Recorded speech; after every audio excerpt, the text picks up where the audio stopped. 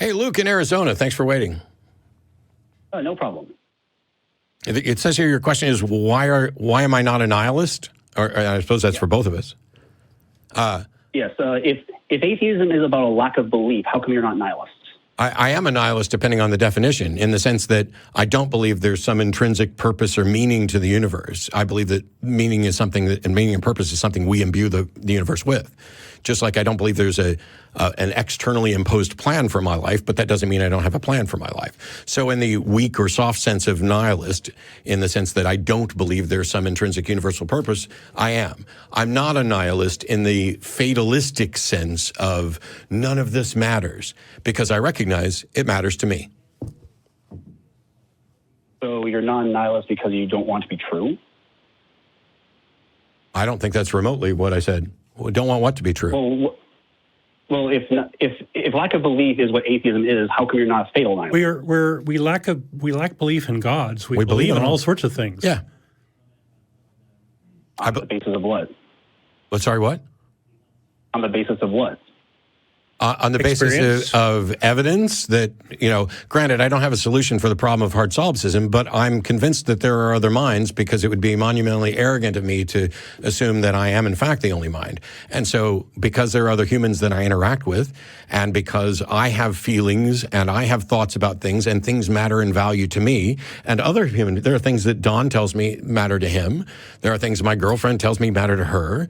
And so recognizing that this is the world that I am experiencing, things matter to me. It doesn't matter to me if the universe has some intrinsic meaning or purpose for my life, or if there's a God who has an intrinsic meaning or purpose for my life.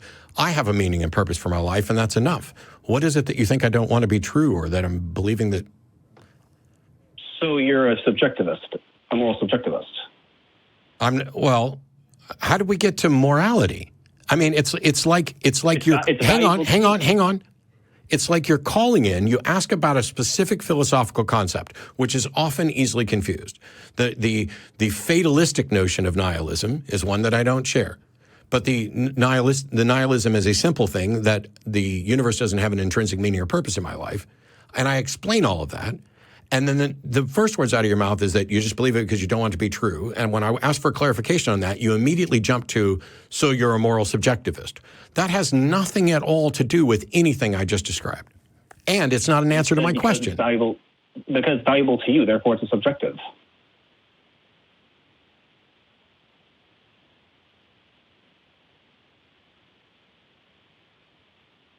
Maybe so. No. I want to let him actually say something that's useful, that pertains to what we were discussing. Well, it's valuable to you, and only because you like it, therefore it's subjective.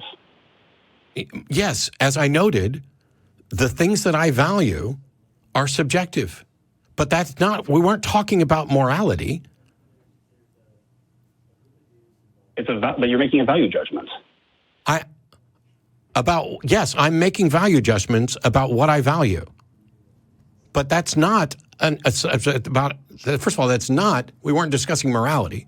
And subjective morality is a very specific and confusing subject as well, which is that whatever a particular society says is moral. And that's not what my position is. And so you're conflating my acknowledgement of my nihilism in a weak sense, and then wanting to derail to subjective morality when the two aren't necessarily connected, without acknowledging that I answered your question or anything else, or even trying to stay on topic. So it seems like, Luke, you're calling in as if you found what you think is some gotcha. And since we started with gotcha questions, bring it on. Give us the gotchas. So light nihilism doesn't reinforce your moral subjectivism. So I don't think they have much to do with each other. What we use as a foundation for morality, which I will go with, along with Sam Harris and a number of others, well-being. There's no objective, intrinsic requirement that be a foundation for morality. It is a subjective assessment that this is what we should be going for. Once you have that as the goal, here's where I'm going to define morality as well-being, and yes, it's not completely defined, and that is a subjective determination. But after that, I can make objective assessments about actions to determine if the consequences of those actions further the goal. The goal may be ultimately subjective. The thing is, it doesn't matter whether it's subjective or arbitrary. Just like game chess, which I've used as an example over and over again. Ultimately, the rules of the game are arbitrary. We invented the rules of the game. And the goal of the game is to not lose. That's subjective.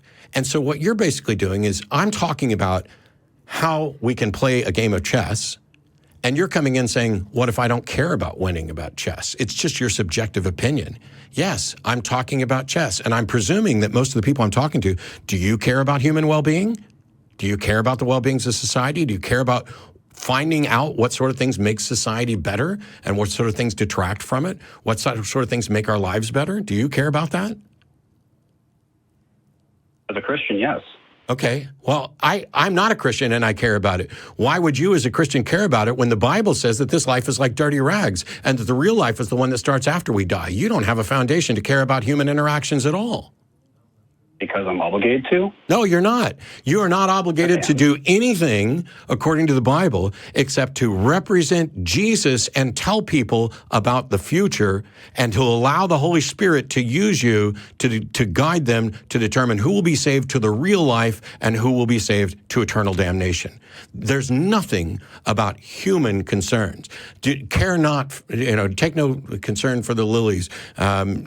Take no thought of tomorrow.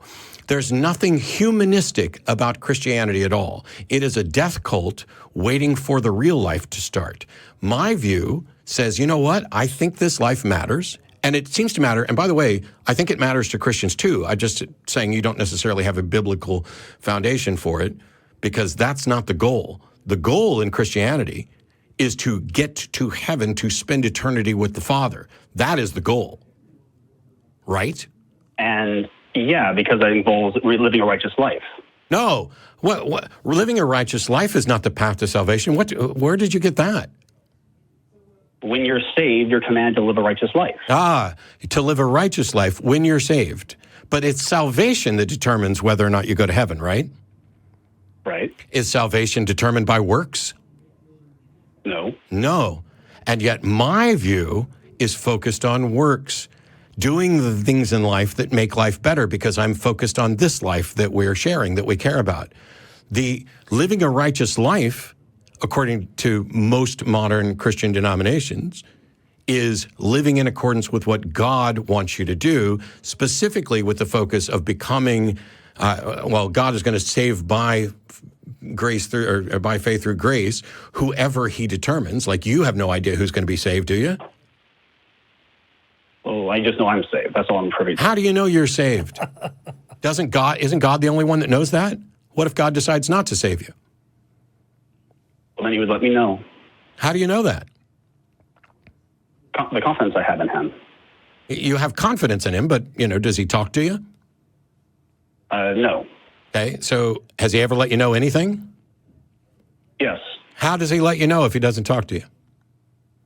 It was a spiritual experience of realization. Okay, you say it's a spiritual experience of realization. How do you tell the difference between your spiritual experience of realization and somebody else's delusion? I love to compare and contrast. Okay, compare and contrast. Why are there over 1,000 denominations of Christianity all claiming to get revelations from God that don't agree? 30,000. I'll just stick with over. Individual differences? Individual differences. And yet they disagree on salvation. They disagree on the character of Jesus. They disagree on whether or not Jesus was real. Yeah. And yet, let me line up here. I used to be a Christian. We'll put you and me and 5 other Christians in the room, and we'll start asking, what's God's take on things? Do you think we're all going to get consistent answers? Maybe, maybe not. Okay, maybe not. But if the answer is maybe not, then isn't that an admission that God isn't clearly communicating with people? If God is there to guarantee and provide this certainty that you're going to heaven, what if God told one of the others that you're not? I'd like to know why. I would like to know why too. So why doesn't God come down and clear this up instead of having theists call in to talk about whether or not an atheist has any reason to care about the universe when clearly we all do? Isn't it completely obvious that as long as you and I are stuck on this planet, irrespective of your God or your belief in God, you and I benefit from making this world better, right? But you openly said that your foundational assumption is subjective. Yes, making the world better is subjective to care about, but what makes the world better is not subjective. But is that been proven to be true? Am I obligated to do so? No, hang on. You're not obligated to do anything, not even by your religion or your God. You're commanded to do stuff, but you are free to do whatever you want, right? But I thought we were talking about what we should do. Yes, we are. And if you and I agree that we want to have a better world, and we begin by defining in places and discovering so you and I are physical beings in a physical universe, right? Yes, technically. Okay, and technically, the laws of this universe, the physical facts about this universe dictate whether or not something is in our best interest or not. Like, it's a physical fact that me lopping off Don's head is not in his best interest right now, given everything, right? Yes. Okay, and that drinking battery acid is worse for us than drinking apple juice. Yes. And so let's just talk about physical health for a second, because this is directly analogous. So there's nothing in the universe that requires us to be healthy or to care about being healthy, right? We can eat whatever we want. I can give myself diabetes. I can be a vegan or not a vegan. There's nothing about the universe that requires us to care about health, but we care about health, don't we? Right. And health is not particularly well defined, and it will vary a little bit. Some things that are going to be healthy for me aren't going to be healthy for Don, and vice versa, because while we're similar, we're not identical. Now, if it's subjective for us to care about health, does that make facts about health subjective? Yes. No. Battery acid is bad for you, worse for you than apple juice. You already acknowledge that. That's not about a preference. As a Christian. No, it's not as a Christian. This is just a scientific fact. No, that's presuming the value of the action. No, it's not. I'm talking about physical health, and you already acknowledged that drinking battery acid is worse than drinking apple juice for your physical health, right? Yeah. That is a fact. That is an objective fact about human beings generally. Presuming that physical health is good. Right. Okay, I don't know why you keep trying to avoid this, because I'm in agreement with that. I said that, and I got you to agree. There's nothing that requires us to care about physical health, but we should. But no, if you and I both care about physical health, then we can discover objective truths about physical health that are non-subjective. It's not a matter of opinion about whether or not you will be healthier if you drink battery acid than if you drink apple juice. If the foundation is subjective, the answers are subjective. Wrong. Why? And I don't know why this is so difficult, because you and I would agree that whether or not there's a God, there are physical facts about human beings that dictate that drinking battery acid is less conducive to your health than drinking apple juice, generally speaking. That is a fact. Presuming that... No, it's not presuming anything. It is a physical fact about the human condition. Presuming that health is good, yes. No, it's not presuming that health is good. Yeah, but it's not. No, stop. Stop. It's not. You. I don't know why this is. Let me go back to my chess analogy, because maybe this will clear it up, because now we are over time. I'm going to tie the chess to the health. There is no requirement that we care about winning or not losing the game of chess. But if we agree that you and I agree that we do not want to lose a game of chess, then there are objectively good moves and objectively bad moves with respect to that goal of not losing chess, correct? Yes. And if you and I agree that we care about a healthy physical human being, there are objective facts about what is conducive towards health and what is not, correct? Yes. Yes. And now the only issue is, do we both agree about not losing the game? Do we both agree about physical health? I think that we probably do. Am I correct? Where'd the chessboard come from? We made up the chessboard. Why can you not It's an answer? analogy. I just hand-walked you down a I thought rose... analogy was an argument. Shut up. I just hand-walked you down a rose garden path to show the distinction between we subjectively care about not losing the game, and once we agree on that, there are objective facts. We subjectively care about human health, and after we agree on it, that there are certain facts. And yet, as soon as your brain realizes where this is going, you go to something batshit like, where did the chessboard come from? That's irrelevant. That's the whole point. Chess can be completely... That's your analogy. Goodbye. That's the whole point. We can make up a game. We can invent a chessboard. We can invent the pieces. We can make all the rules about the game. It can be completely arbitrary, completely subjective. We've created a game. But once we agree that we don't want to lose that game, now we can begin to assess things. That analogy is there because it's pretty simple. And my caller completely understood it so well that once it was tied from the chess game to physical health, which he also had to acknowledge, he had to keep going back to, why do we care about health? Why? No, it doesn't matter. If we both agree that we care about health, if we both agree that we care about the chess game, there are objective facts to discover. The same thing is true if you and I agree about we would like to have a better world. Now, does that mean we know everything about what a better world looks like? No, but we don't know everything about what health looks like. Does that mean that because there's variations between human beings, that there aren't going to be variations in understanding about what a better world is? Clearly, just in the United States, Democrats and Republicans often disagree on what a better world looks like, and yet they both think they want to get to a better world. And the solution for that is to talk to people and say, okay, what about your view leads to a better world?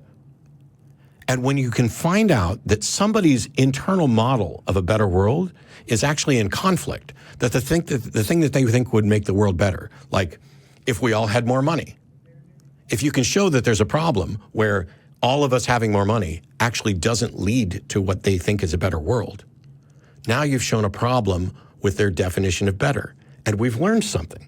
Now we've learned we can adjust what our definition of better is. Just in the same way that, hey, I'd like to not lose this chess game. I think this move is better. We can analyze that move, and chess isn't solved, which is why we keep playing it. And we can say, no, actually that move that we thought was really good, turns out there's a response to that, and it leads to this. And so somebody can think that their view is better, or they think that their view leads to a better world, and they can be wrong. And this is why there's a difference between subjective morality, which is whatever's right or wrong is just defined by our society, and instead saying a subjective foundation of well-being leads to us exploring and discovering the facts about the universe. And we can be wrong about what our view of a better world is. But if we truly have a view of a better world in place, then we are now able to correct our misunderstandings about that. So when you call in and say, why aren't you a nihilist? And I say, I am. And I give two distinct definitions of nihilism to show that I am, but I'm not a fatalist. I don't think that there's pointlessness. I don't need the universe to have a meaning and purpose for my life to have a meaning and purpose. I don't need the universe to have some God or objective intrinsic standard of morality. Not only is there no evidence that that is actually true, but it wouldn't get us anywhere. There is no problem in a secular moral system that is in any way solved by pointing to a God. Because at the end of the day, it's just your subjective assessment that your view of God is the better way. It's just a bald-ass assertion that God is the foundation of morality, as if a God telling someone to kill their child is demonstration of immorality. Well, God knows and understands better than us. He can see farther than us. Fuck him. If he made us so that we have limited sight and we operate within that limited sight and we have the goal of a better world, how dare you come in and tell me that I'm somehow on inferior foundation when your foundation does not care about the one and only life we know we're going to get, and instead focuses on trying to attain some other afterlife that you have no control over, no evidence for, and no demonstration that the being that you're appealing to exists or gives a rat's ass about anything, you have taken the entirety of the human experience, everything you are ever going to love, every time you've had sex, every time you've had a great meal, every time you've listened to wonderful music, every piece of art you discovered, every new fact you've ever learned about the universe, and all of it gets scrunched down into a tiny little crappy tinfoil ball to get tossed aside because you want there to be this magical land. And you want to toss out everything that human beings have learned about how to live a better life because you're too afraid and too lazy to say, you know what? This ancient book that keeps telling me stories, that lets me be absolutely convinced I'm going to heaven, even though I have to acknowledge when under pressure, I don't actually know because we don't have any access to that there's a God who won't do a damn thing to clear up any of this confusion, that system is somehow superior. Oh, all right, there's part of my debate for tomorrow. It's crap.